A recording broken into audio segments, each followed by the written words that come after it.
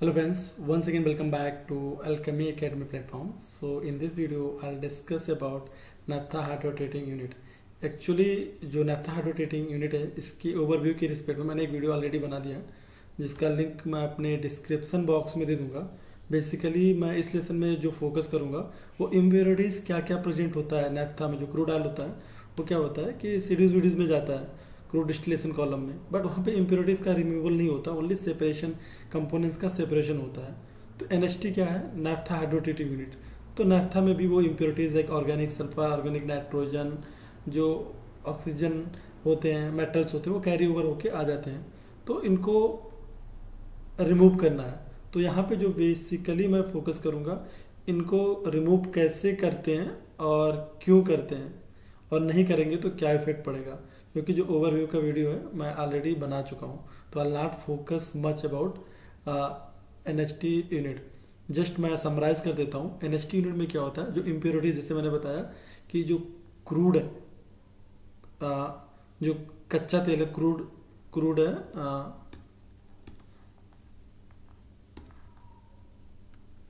जो क्रूड है, क्रूड ये प्रोसेस होगा किससे? सीडीवीडी यूनिट से। इसको मदर प्लांट भी बोलते हैं। सीडीवीडी यूनिट से प्रोसेस होगा। सीडीवीडी यूनिट से प्रोसेस होने पे यहाँ पे कंपोनेंट्स का सेपरेशन होगा बेस्ड ऑन द बॉइलिंग। तो यहाँ से एक कंपोनेंट हमको मिलेगा, क्या मिलेगा? टॉप को एक कंपोनेंट, उसको हम बोलते हैं SRN, straight run naphtha. But जो सीडीवीडी यूनिट होते हैं इसमें क्या है, ये डिस्टिलेशन बेसिकली कंपोनेंट्स का सेपरेशन करते हैं। एक क्रूड में बहुत सारे कंपोनेंट्स पर नैफ्था होगा, एलपीजी होगा, डीजल होगा, केरोसिन होगा, फ्यूल ऑयल होगा, देन वैक्यूम गैस, वहाँ से बिटुमेन वगैरह भी निकालते हैं। वो सारे कंपोनेंट्स का क्या है, यहाँ पर सीडीओ वीडियो में सेपरेशन होगा। बट यहाँ पे जो इम्प्योरिटीज प्रेजेंट होते हैं क्रूड में, वो बेसिकली कैरी ओवर हो जाते हैं। मतलब जो सीडीओ वीडियो से पहले एक डिसाल्टर, वहाँ पे साल्ट का ओनली रिमूवल होता है, बहुत slight salt only carry over होता है यहाँ पे डाउन स्ट्रीम यूनिट्स में। तो बेसिकली बट जो अदर इम्प्योरिटीज़ हैं जैसे ऑर्गेनिक सल्फर, ये सारे जो इम्प्योरिटीज़ हैं, ऑर्गेनिक सल्फर, ऑर्गेनिक नाइट्रोजन, आप देखोगे यहाँ ऑर्गेनिक ऑक्सीजन, ओल्फिन्स, सैचुरेशन ऑफ ओल्फिन्स, और कुछ हाइलाइट्स जो होते हैं, ऑर्गेनोमेटेलिक कंपाउंड जो होते हैं, ये सारे क्या है कि इन सब का क्या सेपरेशन, मतलब क्रूड ये सीडीवीडी यूनिट होता है वहाँ पे नहीं होता, वो कैरी ओवर होकर पार्ट ऑफ दैट एसआरएन में आ जाएंगे। सारे डाउन स्ट्रीम्स जो कट होते हैं आपके डीजल केरोसिन, उन सब में भी जाएगा, एटीएफ में भी जाएगा, बट एसआरएन में भी कुछ पार्ट आएगा। अब यहाँ पे इनको रिमूव करना इंपॉर्टेंट होता है। तो ये जो एसआरएन है, स्ट्रेट रन नैफ्था, है कहाँ पर जाएगा? ये प्रोसेस होगा एनएचटी यूनिट में, नैफ्था हाइड्रो ट्रीटिंग यूनिट।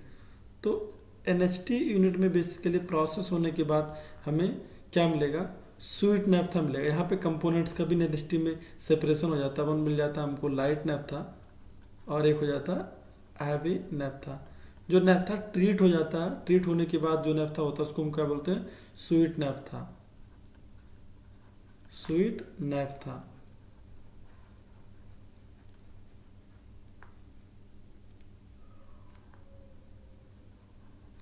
तो उसको क्या बोलते हैं? Sweet naphtha. तो लाइट नैफ्था जो कि है आइसोमराइजेशन यूनिट का फीड हो जाता है, जहाँ से आइसोमरेट मिलता है। हैवी नैफ्था क्या है? सीसीआर का, कंटिन्यूस कैटालिटिक जो रिफॉर्मर यूनिट होता है, उसका फीड हो जाता है, वहाँ से हमको रिफॉर्मेट मिलता है। आइसोमरेट और रिफॉर्मेट को ब्लेंड करके हम लोग एमएस पूल में डालते हैं, वहाँ से हमको पेट्रोल बनता है। तो बेसिकली ये जो सर्किट हो गया यहाँ पे एनएचटी रिफाइनरी में लाई करता है। तो मेन ऑब्जेक्टिव क्या है? हमको इम्प्योरिटीज को निकालना, उसके बाद कंपोनेंट्स का यहाँ पे हैवी नैफ्था जो नैफ्था आता है उसको स्प्लिट करना है लाइट और हैवी नैफ्था में, देन फर्दर इसका कन्वर्जन कराना है। इससे इसका रॉन्स लोअर साइड में होता है, तो रॉन बूस्टर कराते हैं। इसे आइसोमरेट में भी रॉन इंक्रीज होकर 88 तक पहुँच जाता है, और हैवी नैफ्था से जो उसका कन्वर्जन का जो रिफॉर्मेट हमें टोटल मिलता है, और रिफॉर्मेट का रॉन अराउंड 97 टू 0.1 रहता है। हमको जो डिजाइन रहता है एमएस में, एमएस मतलब मोटर स्पीड जो कि पेट्रोल है, उसको 91.5 ऐसे हमको रॉन मेंटेन करना होता है सेल करने के लिए। तो दोनों को ब्लेंडिंग करके हम लोग यहाँ पे ये मेंटेन करते हैं। तो ऑब्जेक्टिव आपको हमने बता दिया। अब उसको कैसे करेंगे वो, और नहीं करेंगे तो क्या इफेक्ट पड़ेगा, वो मैं एक बार समराइज कर देता हूँ। ये प्रोसेस फ्लो डायग्राम ये आई नॉट डिस्क्राइब हियर बिकॉज मैंने इसका ऑलरेडी एक लेसन बना दिया, उसका लिंक दे दूंगा अपने डिस्क्रिप्शन बॉक्स में। तो आते हैं सल्फर रिमूवल। तो सल्फर देखोगे आप तो कई फॉर्म में होते हैं। कैसे? जैसे मरकैप्टेन के फॉर्म में हो गया, जैसे मरकैप्टेन के फॉर्म में सल्फर होता है, सल्फाइड डाइसल्फाइड के फॉर्म में होता है, साइक्लिक सल्फाइड होता है, थायोफिनिक होता है। तो इन सब का NH2 में क्या होता है, जब रिएक्शंस होते हैं हाइड्रोजन जो के प्रेजेंस में, तो वो क्या हो जाता है, इस सल्फर को निकाल के क्या बना लेता है, ये पार्ट ऑफ H2S बन जाता है। ऐसे यहाँ पे भी देखोगे आप H2S बना लेता है, H2S बना लेगा, H2S बना लेगा, H2S बना लेगा, करेक्ट। तो हमें जो सल्फर ऑर्गेनिक सल्फर यहाँ से निकालते हैं हाइड्रोजन को डालने के बाद, नेफ्थ हाइड्रोट्रीटिंग इस सेल्फ से मतलब हम लोगों को हाइड्रोजन के प्रेजेंस में उसको ट्रीट करते हैं। हाइड्रोट्रीटिंग मतलब हाइड्रोजन डाल के उसको ट्रीट करते हैं। ट्रीट मतलब जो ये इम्प्योरिटीज हैं उसको निकालते हैं। तो वो बेसिकली क्या होता है, आपका H2S निकल गया यहाँ पे, करेक्ट। अगर H2S मान लो नहीं निकालेंगे तो क्या होगा, तो H2S नहीं निकालोगे तो मतलब ये सल्फर नहीं निकालोगे तो क्या होगा, वो वहाँ पे रिएक्शन करके देखो, जैसे क्या होता है कि अमोनिया कुछ पार्ट नाइट्रोजन का भी रहेगा, अमोनिया रहेगा, ये सल्फर से रिएक्ट कर देगा H2S इन सब से, तो क्या होगा, वो NH4HS ammonium bisulphide, NH4HS ammonium bisulphide ये सब बना लेता है। तो ये क्या होता है कि लोअर टेम्परेचर में कूलर कंडेंसर में जाता है, लोअर टेम्परेचर पे प्रेसिपिटेट हो जाता है ट्यूब्स बंडल पे, उसके सरफेस पे, और धीरे धीरे उसको साल्ट्स को क्या है, उसको कोरोड करता है। कोरोड करने से उसका इक्विपमेंट का लाइफ कम होता है, और उसका सेकेंड थिंग आल्सो जब वो उस पर डिपॉजिट होता है इफेक्टिव हीट ट्रांसफर कम होता है, तो ऐसे इक्विपमेंट्स का फॉलिंग करता है, और उसके जो ड्यूरेबिलिटी है कि इतनी ईयर तक इक्विपमेंट चलना चाहिए वो नहीं हो पाता, हमारा एसेट लॉस का काइंड ऑफ होता है। तो इसलिए हम लोग सल्फर का रिमूवल हमें करना होता है कि sulphur causes corrosion. Now second thing coming to nitrogen removal. अब नाइट्रोजन रिमूवल में अगर हम लोग देखेंगे तो nitrogen removal is considerably more difficult than sulphur removal in naphtha hydrotreating process. जैसा कहा जाता है कि नाइट्रोजन का जो रिमूवल है सल्फर रिमूवल से थोड़ा डिफिकल्ट होता है, क्योंकि डीनाइट्रिफिकेशन जो है is favoured by more pressure than temperature, and this unit design important. इसलिए हम लोग क्या कि यूनिट का डिजाइन मतलब बनाया जाता है कि इतना टेम्परेचर इतना प्रेशर होगा ताकि आपका सल्फर भी निकल जाए और डीनाइट्रिफिकेशन रिएक्शन भी होगा, जो ऑर्गेनिक नाइट्रोजन वो भी निकल जाए।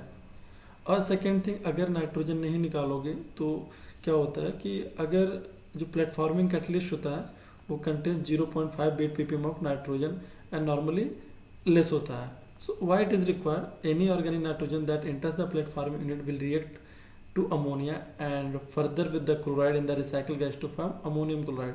तो यहाँ पे जो रहता है क्या है, अगर साल्ट का कैरी ओवर कुछ हुआ और ये अमोनिया बनाएगा और सपोज वहाँ पे HCl साल्ट बना के HCl बना लेता, तो ये क्या बना लेगा आपको NH4Cl अमोनियम क्लोराइड। ये भी क्या है, ये प्रोन टू कोरोजन होता है, कोरोजन को कॉज करता है, और ये लोअर टेम्परेचर प्रेसिपिटेट हो जाता है ट्यूब्स के कंडेंसर्स, जो कंडेंसर्स के ट्यूब्स पे, कूलर्स के ट्यूब पे, तो वहाँ पे उसको कोरोड करता है। तो इसीलिए क्या होता है, इसका निकालना जरूरी होता है। जब निकलते हैं उसके बाद क्या वाटर वॉशिंग हम लोग देते हैं ताकि वो उस पर, जैसे आपको यहाँ पे मैं बता रहा था लास्ट वीडियो में कि ये रिएक्शन होने के बाद आप देखोगे यहाँ, तो ये हम लोग यहाँ पे वॉश वाटर टैंक है, यहाँ से वॉश वाटर का इंजेक्शन देते हैं ताकि उसका क्या हो, प्रेसिपिटेशन या डिपोजिशन ना हो और रिमूवल अच्छे तरीके से हो जाए, करेक्ट। तो ये हो गया नाइट्रोजन को कैसे हम लोग निकालते हैं और निकालना इम्पोर्टेंट क्यों है। ये कुछ नाइट्रोजन किस फॉर्म में प्रेजेंट होते हैं आप देख लो, नाइट्रोजन पेरिडीन हो गया, क्विनोलिन हो गया, पायरोल हो गया, मिथाइल अमाइन हो गया, इन सब के फॉर्म में नाइट्रोजन प्रेजेंट होता है कहीं ना कहीं कॉम्प्लेक्स रूप में। देखो यहाँ पर, तो जब ये रिएक्शन कराते हैं, डीनाइट्रिफिकेशन हाइड्रोट्रीटिंग करते हैं, हाइड्रोजन के प्रेजेंस में रिएक्शन कराते हैं, तो ये नाइट्रोजन वहाँ से निकल जाता है, यहाँ कार्बन कार्बन बॉन्ड्स रह जाते हैं जो कि हमारा डिजॉल्वेबल है फ्यूल बर्निंग। तो ये देखो इन द फॉर्म ऑफ अमोनिया सारा सेपरेट हो गया। फिर इस अमोनिया को भी फर्दर निकालना होता है, जो कि आप देखते हो H2S से भी रिएक्शन कर सकता है, HCl से भी कर सकता है अगर सॉल्ट्स हैं तो NH4Cl या NH4HS बना लेगा ये, करेक्ट। तो इसलिए इसको वाटर इंजेक्शन में देते हैं ताकि ये वाटर के साथ निकल आए, और सोर वाटर स्ट्रिपिंग सेक्शन में उसको भेज देते हैं सेपरेटर से, फिर उसका फर्दर ट्रीटमेंट होता है। तो इस हिसाब से हम लोग नाइट्रोजन निकालते हैं। Then oxygen removal. अब ऑक्सीजन रिमूवल आप देखोगे यहाँ पर, तो organically combined oxygen such as phenol और alcohol is removed in the naphtha hydrotreating unit by hydrogenation of the carbon hydroxyl bond. जो कार्बन हाइड्रोक्सिल वाला बॉन्ड है, इसको हाइड्रोजन के प्रेजेंस में जब रिएक्शन कराते हैं तो देखोगे ये oxygen in the form of water separate हो जाता है। तो जो ऑक्सीजनेट रिमूवल है basically favoured by high temperature and high pressure, तो इसके लिए दोनों, इसलिए हिसाब से इन सबको कंसीडर करते हुए जो डिजाइन टेम्परेचर रिएक्टर का फिक्स किया जाता है कैटलिस्ट के टाइप पे एक्टिविटी के हिसाब से इस डिजाइन टेम्परेचर और प्रेशर को वहाँ पे फिक्स किया जाता है ताकि प्रॉपर तरीके से सारे इम्प्योरिटीज निकल सके। तो ये बेसिकली फिनॉल हो गया, और यहाँ पे दिखाया कैसे निकालते हैं। देन आता है आपका ओल्फिन सेचुरेशन। कहीं कहीं होता है डबल बॉन्ड्स होते हैं, तो हाइड्रोजन के प्रेजेंस बहुत सारे हाइड्रोकार्बन होते हैं, उसमें डबल बॉन्ड्स होते हैं। तो जैसे लीनियर ओल्फिन है तो क्या होगा, हाइड्रोजन के प्रेजेंस में सिंगल सिंगल बॉन्ड रहेगा। साइक्लिक ओल्फिन है तो यहाँ पे ओल्फिन है डबल, मतलब ओल्फिन बेसिकली जो कार्बन कार्बन का डबल बॉन्ड होता है इसको बोलते हैं। तो बेसिकली इसको आपको ये डबल बॉन्ड को तोड़ के सिंगल बॉन्ड में बनाना। यहाँ पे भी देखो आप साइक्लिक ओल्फिन से साइक्लोहेक्सेन तक ऐसे बना दिया। अब hydrogenation of olefin is necessary to prevent fouling और कोक डिपोजिशन इन डाउनस्ट्रीम। अगर नहीं करोगे तो ये बर्न होने के बाद में क्या कोक डिपोजिशन बना लेता है, फर्दर वो क्या करता है, olefins can polymerise at platforming combined feed exchanger this cause fouling. तो कहता है ये कभी कभी कोक बना के क्या होता है, पोलिमराइज भी हो जाता है, और जो कंबाइंड फीड एक्सचेंजर है प्लेटफॉर्मिंग यूनिट में वहाँ पे इसको फॉलिंग कॉज करता है। तो वहाँ पे भी आपका एक का काइंड ऑफ आपका एसेट का लॉस करता है, इक्विपमेंट फॉल होगा तो वो डैमेज होगा, वो मेंटेनेंस में डालोगे तो आपका ऑपरेशन कॉस्ट भी, मतलब बोलते हैं ना आपका जो गेन प्रॉफिट है शटडाउन में चला जाता है कोई इक्विपमेंट, तो आपका काफ़ी रिफाइनरी का काफ़ी लॉस होता है। तो ये हो गया ओल्फिन सेपरेशन का। Then coming back to halide removal. अब जैसे organic halide can be decompose in naphtha hydrotreating unit to the corresponding hydrogen halide. मतलब जो भी हैलाइड, अगर आपका क्लोराइड है या ब्रोमीन है या फ्लोरीन है, तो मतलब HF या HBr ऐसा कॉरस्पॉन्डिंग हैलाइड। तो यहाँ पे HA क्लोराइड है तो HCl बेसिकली ये बन जाएगा, correct. So which is either absorbed in the reactor effluent water wash are taken over in the stripper gas. ये अगर वाश वाटर से निकल जाता है तो ठीक है, और नहीं निकलता है तो स्ट्रिपर में जाएगा। तो स्ट्रिपर में जो NST का स्ट्रिपर वहाँ से स्ट्रिप ऑफ हो जाएगा, फिर वहाँ से फर्दर ट्रीटमेंट के लिए चला जाएगा। तो इस हिसाब से ये क्लोराइड बॉन्ड को हटाते हैं, कार्बन कार्बन बॉन्ड ही रह जाता है। So periodic analysis of the hydrotreated naphtha for chloride content should be made, since this chloride level must be used to set the proper platforming unit chloride injection rate। क्या होता है, जो platforming catalyst होता है CCR का, तो उसका क्या रहता है कि उसको वो मतलब डुअल फंक्शन का टाइप होता है। तो एसिडिक नेचर कैटलिस्ट का भी क्या है, एसिडिक नेचर भी होता, मतलब एसिडिक नेचर भी होता। उस एसिडिक नेचर मेंटेन करने के लिए कैटलिस्ट को कंटिन्यूअस बेसिस पे हमको कुछ क्लोराइड मेंटेन करना रहता है। अगर में क्लोराइड कम हो रहा है तो हमको अलग से पर्क का इंजेक्शन कर देना होता है। अगर ये ज़्यादा हो रहा तो हमको कोशिश करना जो क्लोराइड आ रहा है वो हमको अवॉइड करना, ज़्यादा क्लोराइड जाने से। Now metal removal. So removal of metals from the feed normally occurs in plug flow with respect to the catalyst bed. Iron is found concentrated at the top of the catalyst bed as iron sulfide। तो क्या होता है, ये आगे down stream में जाता नहीं, basically reactor में जाएगा। रिएक्टर में टॉप में भी वही बेसिकली जाके वहाँ पे आयरन आके डिपॉजिट हो जाएगा। तो जो आपका रिएक्टर उसके DP को बढ़ाएगा। तो कहीं कहीं आप देखोगे इस मेटल्स को सॉल्व करने का जो प्रॉब्लम है, कहीं कहीं पे मैग्नेटिक टाइप का फिल्टर भी लगा रहे हैं यूनिट्स में। तो ये अगर मैग्नेटिक टाइप का फिल्टर यहाँ पे जो फीड सर्जन में आने से जो फीड होता है लगा दोगे तो कुछ आयरन का मतलब जो कंपोनेंट्स यहीं पे निकल जाएगा। यहाँ पे फिल्टर के क्रॉस DP होता है जो कि मॉनिटर करते हैं। अगर DP हायर चला गया तो हम लोग फिल्टर का चेंज ओवर करके क्लीन कर लेते हैं। तो यहाँ भी थोड़ा पार्ट निकालते हैं, कुछ पार्ट रिएक्टर के टॉप में आके डिपॉजिट हो जाता है। ये क्या होता है, जब ज़्यादा DP हो जाता है तो कैटलिस्ट का एक्टिविटी खत्म हो जाता है, उस टाइम पे इसको रिमूव मतलब कैटलिस्ट को फिर से रिप्लेस करके न्यू डालते हैं ऐसे। कभी कभी कुछ पार्ट होता है कि हमारा टॉप का ही कैटलिस्ट खराब हो बॉटम का, क्योंकि कैटलिस्ट का एक्सपेंसिव आता है। तो रिएक्टर्स की स्किमिंग करते हैं, कुछ लेयर्स आपको करते हैं मतलब रिप्लेस करते हैं, कुछ नहीं करते हैं।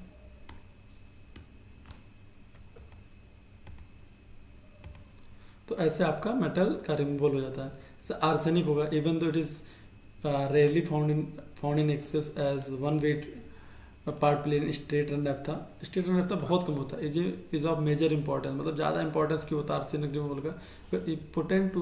Potent to platforming catalyst poison, जो प्लेटफॉर्मिंग यूनिट CCR में हम लोग कैटलिस्ट देते हैं बेसिकली, वहाँ पे जाके उसको पॉइजन की तरह काम करता है। ओके, तो इसलिए हमको देखना है फीड में किस टाइप का फीड हम प्रोसेस करते हैं। तो फीड का भी एनालिसिस होता है कि किस टाइप का फीड, ऐसे नहीं कि चाहे जो फीड आया हम प्रोसेस कर दें यूनिट में, हमको पता होता है कि हमारा यूनिट कितना हैंडल कर लेगा। और अगर आपने ऐसी कुछ भी प्रोसेस करवा दिया है, हो गया, नॉर्मली ऐसा प्रैक्टिकली होता नहीं, because lot of lab samples and ये सब होते हैं, प्रोसेस होता है रिफाइनरी में, और इसको लोग फॉलो भी करते हैं। तो उसको चेक करते हैं किस टाइप का उधर भी क्या प्रोसेस और नॉट, वो चेक होने के बाद ही, सैंपल्स आने के बाद ही प्रोसेस होता है। अगर कभी कुछ प्रॉब्लम आने लगता है तो हम जो फीड प्रोसेस कर रहे होते हैं आ गया, उसको नहीं प्रोसेस करके अल्टरनेट फीड प्रोसेस करते हैं, उसके ऊपर फिर फर्दर करेक्शंस करते हैं। So this is all about हम इम्प्योरिटीज़ क्या क्या प्रेजेंट होता है सायरन में, और क्यों ज़रूरत है इसको निकालने की, और कैसे निकालते हैं, ये मैंने ब्रीफली एक्सप्लेन किया है।